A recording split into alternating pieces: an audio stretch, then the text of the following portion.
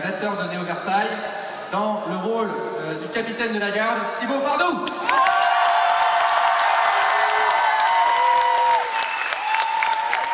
Dans le rôle de Stella, Isabelle Janin. Dans le rôle du protecteur, Fifi.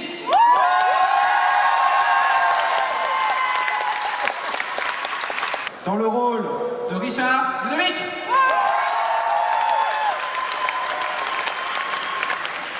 Dans le rôle de Bernie, Florent Bernard. Raphaël Détrac. Et dans le rôle de spoiler, Renard, Florent Dorin.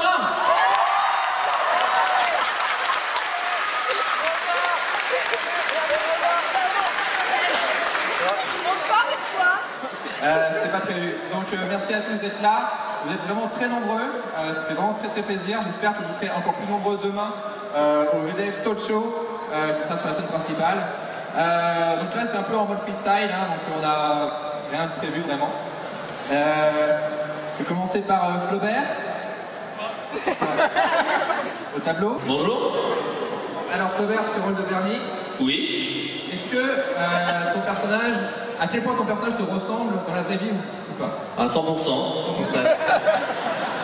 Non, oui, comment dire, il a des problèmes d'hygiène, ce que j'ai eu longtemps. Et non, excusez-moi, vous êtes beaucoup, vous êtes très nombreux. Et non, si, en soirée, je pense que je suis aussi débile que lui, à peu près. Voilà, c'est un peu ça la base du personnage. Oui. En soirée, en fait, vu que je bois pas d'alcool, je m'ennuie. Et du coup, j'ennuie les gens bourrés. Je me moque d'eux et je les imite en parlant fort. Et Bernie est né d'ici, à peu près. Très bien. Toi, Thibaut, est-ce que, je veux dire, c'est un truc que je dis souvent par rapport au capitaine de la garde, c'est qu'en gros, le capitaine de la garde, c'est toi avec un chapeau. Voilà, c'est ça. J'ai toujours voulu rêver, j'ai toujours rêvé d'être gendarme. Et voilà, au final, je suis capitaine, c'est énorme. Mais les gens me demandent à chaque fois, mais d'où te vient cette idée farfelue de dire que le capitaine n'arrête pas de dire les zouzous? Mais je te retourne la question justement, parce que c'est toi qui parles comme ça tout le temps. Alors non, parce que oui, en fait, je regardais beaucoup les dessins animés pendant un moment, et le matin, les zouzous, les midis, les zouzous, tout ça, voilà. Donc au final, chez nous, on dit les zouzous tout le temps, c'est globalement ça, quoi. Et toi, Isabelle? Oui. Voilà. Est-ce que ça t'a plu de sortir un peu de la cuisine des saisons précédentes? Oui, enfin. Enfin. C'est vrai qu'il y a du monde. Bonjour.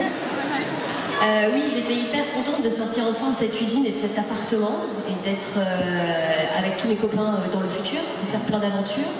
Et oui, non, j'étais hyper ravie. C'était trop bien. Voilà. Qu'est-ce que t'as pensé quand t'as vu des décors pour la première fois? Comme ça. Voilà. À peu près. Très bien. Toi, Kefi, donc les gens te connaissent pas forcément parce qu'on voit rarement ton visage, même si t'es peut-être le gars qui a le plus fait de personnages dans la série, parce qu'à chaque fois tu te fais buter d'une façon différente. Ça apparaît dans la saison 2, je crois dans la saison 2, dans la même scène, tu meurs 3 fois et de 3 façons différentes, genre une balle dans la tête, etc. Après t'as fait des nécrophiles dans la saison 3. Exact. Mais pourquoi tu fais ça à la base? Alors c'est le principe même du cascadeur. Le cascadeur, il doit rester dans l'ombre. Donc voilà, ça me permet par contre d'incarner plusieurs personnages puisque au final, il est souvent là pour doubler les comédiens principaux. Et c'est ce que François m'a permis de faire depuis la saison 2. Voilà, avec en prime dans la saison 4 le dernier. Dans le rôle du protecteur. Voilà. Mais à la base, toi aussi, tu as une carrière internationale, parce que tu n'es pas étranger au Japonesco, puisque tu as fait des films, des séries. Oui, j'ai eu la chance et l'opportunité de commencer ma carrière de cascadeur au Japon, où j'ai tourné pour pas mal de films et de séries de super-héros en costume. Et c'est pour ça que... Tu étais qui dans... Alors j'ai fait la saison de la saison 2012 des Power Rangers en Chine. Et j'étais le Ranger vert. Il était le Rangers vert, qui est le plus stylé. Et toi donc Ludovic, une grande carrière à Canal, au Bélieu. Oui. Quoi? À la base. Oui. C'est vrai qu'on s'est parlé très tard hier, je me rends compte. Oui, c'est vrai, on a beaucoup parlé du show de demain en plus, c'est marrant que t'en parles. Et je vous vois ici aujourd'hui, c'est bien, mais il faut venir demain aussi. 17h, c'est le principal. Ouais, calmez-vous bien et venez demain. Gardez cette énergie pour demain. Moi, je réponds à rien aujourd'hui. Je me prépare pour demain. Il y aura plein de vidéos, plein de surprises. Je compte sur vous. Oui, répondez. Voilà. Donc, Raph, tu as joué dans le Visiteur Futur, mais tu ne fais pas que ça. Tu es ton propre réalisateur aussi. Voilà. Donc, tu peux nous parler de ta carrière à côté aussi. Bon, je fais des vidéos sur l'internet work. Je vois que tu les vends très bien. Voilà. Tu as fait notamment quelques blockbusters de YouTube. C'est quoi ton sketch préféré? Que j'ai fait? Ouais. Mon sketch préféré parce que je l'ai fait? Oui, je vais plus faire. Je sais pas, je suis très fier de beaucoup de choses qu'on a fait avec Suricast, avec Ludo aussi, blabla, c'était une des petites perles de 2014. Mais plein, je mets une part de moi-même dans chaque truc, donc tout ça c'est mes enfants. C'est plein d'enfants en 720p. Florent Dorin, comédien, on m'a dit légalement on est obligé de dire comédien au conservatoire dramatique de la ville de Paris, c'est ça? Ouais, c'est ça. Toujours obligé de citer ça? C'est bien. C'est bien. Et tu es aussi chanteur, je crois? Je fais un peu de chansons de musique j'irai un peu pour mon plaisir, par passion. J'essaie de considérer que le métier d'acteur c'est vraiment mon métier, la musique c'est un hobby que j'essaie de faire très sérieusement et j'ai travaillé là cette année sur de nouvelles chansons que vous pourrez écouter en achetant le CD qui est disponible sur le stand. C'est très abrupt comme promo là, hein. C'est très vif, dans le vif du sujet. Faut toujours être prêt. Non mais écoutez, en tout cas, si je vous parle de ça comme ça, c'est parce que je suis très fier pas tant de ce que j'ai fait moi, mais de ce que j'ai réussi à faire avec la dizaine de musiciens qui ont collaboré sur ce CD. Voilà, donc si jamais vous avez déjà aimé des chansons que vous avez pu entendre dans Le Visiteur, d'ailleurs, je pense que vous apprécierez ces nouvelles chansons donc sur ce nouvel EP qui s'appelle Finally. Voilà. Et Isabelle, toi aussi tu as un groupe dont les chansons sont utilisées dans Le Visiteur. Oui, j'ai des chansons dans Le Visiteur avec le groupe que j'ai avec Samuel Braffman qui joue Octave, je galère avec Samuel Braffman, et on a un groupe qui s'appelle Minivague, un groupe de rock. Voilà, et on a eu quelques titres dans Le Visiteur, dans la saison 2, 3 et 4. Bonjour, bravo, merci. C'est banal, mais ça marche bien. La première question, c'est... La première question, c'est depuis quand t'as de la barbe, en fait? Parce qu'on l'a connu, il sautait partout. Non mais mec, tu sais qu'il y a beaucoup de gens qui m'ont dit aujourd'hui des trucs qui sont très touchants et en même temps très badants. Les mecs qui m'ont dit, Le Visiteur, c'est... Il a grandi. Il y a des gens qui me disent, Le Visiteur, c'est toute mon enfance. Je fais, comment ça? Bah oui, quand j'ai commencé, j'avais 11 ans, maintenant j'en ai 16, je laisse des meufs et tout ça. Je pense que tu es l'exemple parfait, Tanguy. La barbe, c'est parce que quand j'ai vu Florent Dorin, ça m'a fait quelque chose et puis j'ai senti... Voilà, c'est les hormones. Bah ouais, c'est cool parce que moi, tu vois, j'en aurais jamais de la barbe comme toi. La question c'est, en comptant le temps de création des costumes, des décors, des accessoires, de tout jusqu'à la fin du montage, combien de temps ça t'a pris de faire, ça vous a tous pris, de faire la saison 4? Est-ce que tu prends en compte les scénarios aussi? Tout. En fait, j'ai commencé à écrire la saison 4, ça a pris en tout 1 an et demi. Entre le moment où on a commencé à pitcher, à développer l'histoire, etc., j'ai commencé à m'isoler pour écrire, on a tout écrit d'un coup. Et par contre, la prépa, donc, ce qui est vraiment quand le scénario était prêt, et encore on a commencé la prépa, le scénario n'était pas prêt. Hein. C'est un peu bizarre. Et ça a été assez rapide quand même pour ce qu'on a fait. Genre 3 mois quoi. Et le tournage a duré 5 semaines, voilà, donc c'était bien intense. Et après j'ai juste eu 9 mois de post-prod dans une cave tout seul et tout, mais c'était formidable. J'étais pas tout seul, il y avait Flaubert un peu, même s'il m'a lâché à un moment, mais c'est pas grave. Mais c'était un peu le seul être humain que je voyais pendant 9 mois en fait. Et on se croise et il me dit tiens, je t'ai fait la synchro, voilà, salut. Et après il partait faire des films à moustache et tout. Le temps d'échanger un petit jambon beurre. Voilà. Le jambon beurre de la vie. Moi, ce serait une question pour Florent. Est-ce que tu as un projet en ce moment?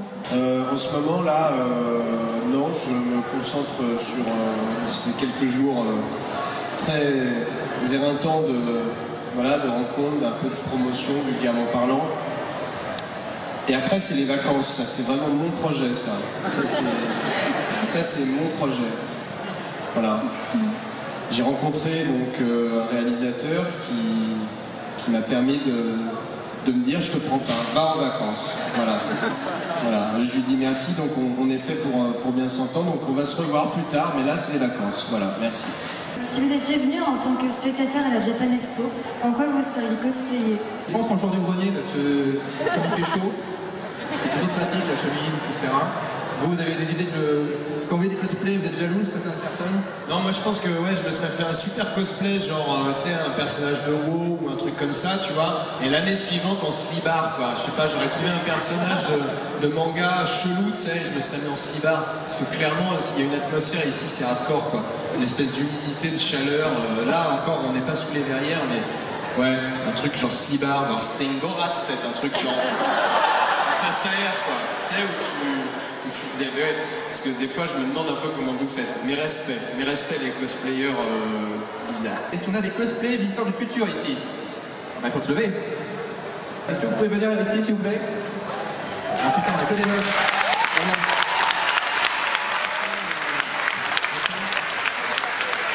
Que des meufs? Oui, ah non, il y a un mec. Hey, on a une baronne. Vous êtes des vrais clochards, mais dans la vraie vie. Ok, on a de la... Putain, mais... Ah ouais, on a un mec. Voilà ton harem. Voilà, tu fais ce que tu veux. Ah, deux mecs. Voilà.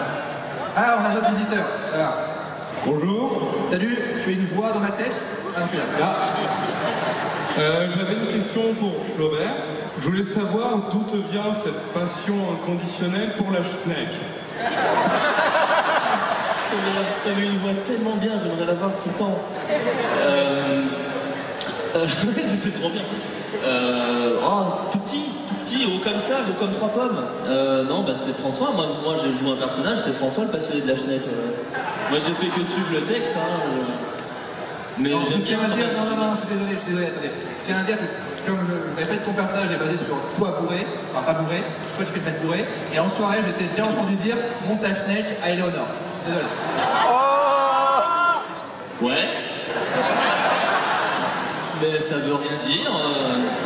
Oui, non, mais c'est... Voilà. C'était très marrant à faire. En fait, mon personnage se tape que des blancs. Vraiment, il se fait que des... Ah, machin. Et ce silence, à peu près. Et donc, du coup, c'est très agréable à faire. Ça fait beaucoup de bien. J'avais une question pour Florent. Est-ce que tu préfères Renard ou son double du futur? Ah, bonne question. Ouais, bah, pour le coup, Anvelin aussi qui est bien porté sur la schneck. Le double.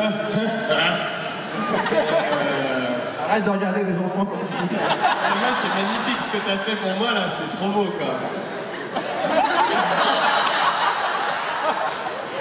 J'ai beaucoup sollicité François pour qu'il fasse revenir le double, mais de toute évidence, on l'a quitté à la fin de la saison 3, en 2, pardon, je me perds. Il était plus capable de faire grand chose en fait. Donc scénaristiquement, je crois que déjà ça a été toujours compliqué pour François, je crois, de lui trouver une place vraiment bien justifiée parce que bon voilà, c'est quand même, il est basé sur un paradoxe temporel. C'est un peu compliqué des fois de tirer le truc vraiment jusqu'au bout pour que ça reste un minimum cohérent, disons.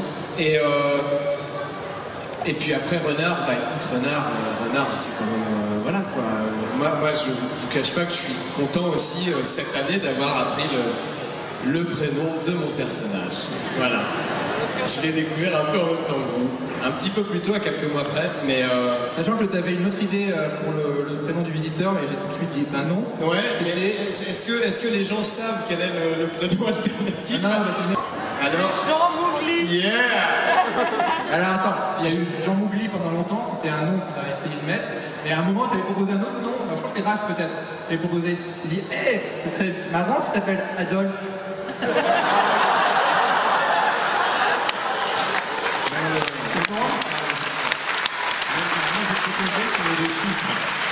Je proposais que ce nom, personne ne le dit parce que c'est des chiffres et c'est une suite d'onomatopées chelou et c'est chiant à dire. Et ça paraît genre...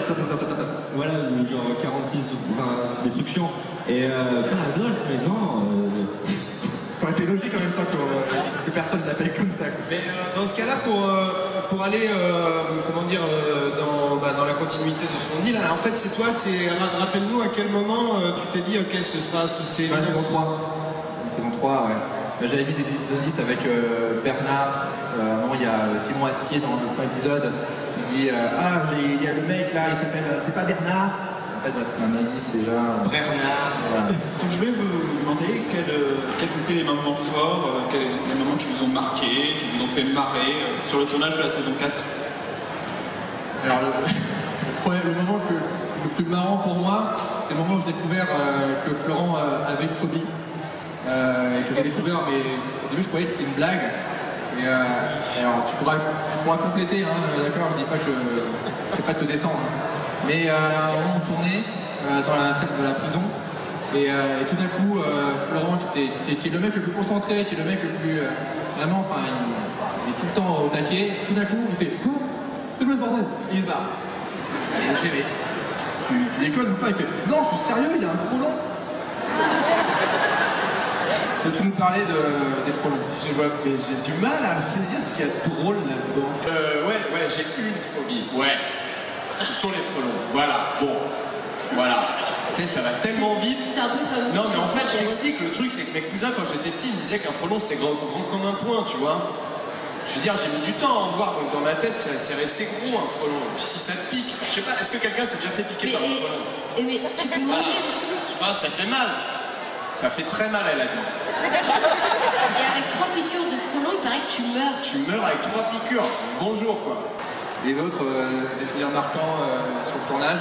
Mon premier jour de tournage, c'était dans le théâtre. En fait, la première semaine, on a tourné toutes les scènes de théâtre. Et je me rappelle m'être retrouvée sur ce plateau avec, je sais pas, une vingtaine de figurants, une vingtaine de techniciens dans ce décor de fou. Et j'ai eu peur. Comme Florent avec les frelons. En fait. Ouais, non, mais moi. Je suis pas partie en courant. Et non, j'étais hyper émue parce que je me rappelais juste, ça faisait le parallèle avec la première fois où j'ai joué dans Le Visiteur, dans le salon de François, avec juste François, Raph, Flo et Anaïs. Et voilà, c'était un peu... les cadreurs, les perchistes, tout ça, où est-ce que vous êtes allé les chercher? Alors les perchistes, ce sont des gens qui vont dans les Jeux Olympiques et c'est impressionnant. Alors, où est-ce qu'on va les chercher? Magasin de perchistes.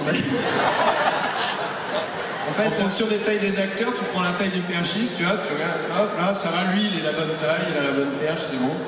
Là, pour les cadreurs, bah, c'est dans les magasins d'encadrement. Je check comme ça. Non, mais sérieux, en fait, à la base, je faisais tout moi-même, parce que j'avais très peu d'amis. Donc, je faisais cadre et son en même temps, et après, c'est des gens qui sont venus me proposer, genre, hey, j'ai une perche. Et voilà, il y a eu Clément Morin au bout d'un moment qui est venu se proposer, donc il a mis les sons. Et pour la lumière, pareil, on a eu plein de gens différents. Pour la dernière saison, c'était Alex O'Toole, qui vient avec son équipe. Donc, si tu deviens pote avec Alex O'Toole, peut-être que tu pourras être cadreur sur plusieurs. Super. Va à Lille, par contre. Donc voilà, c'est comme ça se passe. Souvent, c'est les chefs-op qui viennent avec leur équipe.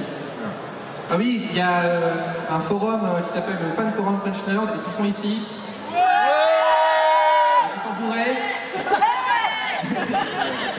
Et voilà, si vous avez besoin de plein d'infos sur l'univers French Nerd, toute notre équipe, Vision Future et autres, c'est en grande partie sur le Fan Forum French Nerd qui connaissent plus notre vie que nous-mêmes, qui est un peu flippant des fois, de découvrir des trucs qu'on avait oubliés et tout sur le forum. Notamment des vidéos, il n'est pas là, Nicolas Bernot, on s'en fout. Des vidéos des premiers rôles de certains comédiens comme Nicolas Bernot et tout, quand ils avaient 18 ans, c'est magique. Voilà quoi. Ce mec qui est pété de charisme, on peut le voir avant. C'est un peu le sort de Nicolas Bernot origine. Voilà, le mec qui fait des... On est tous après au stand de Vision Future en Kama, qui est près du stand Nintendo, qui fait beaucoup de bruit. Donc n'hésitez pas à venir nous voir avec des bouts de pièces et tout. On est vraiment sur le hall 6. On a le DVD saison 4, il y a un maximum de bonus, etc. Pour vraiment que vous voyez ce qu'on a fait dedans. Et on est surtout demain sur la scène principale à 17h au Visiteur Talk Show. Et voilà, donc on vous embrasse tous. Merci à vous.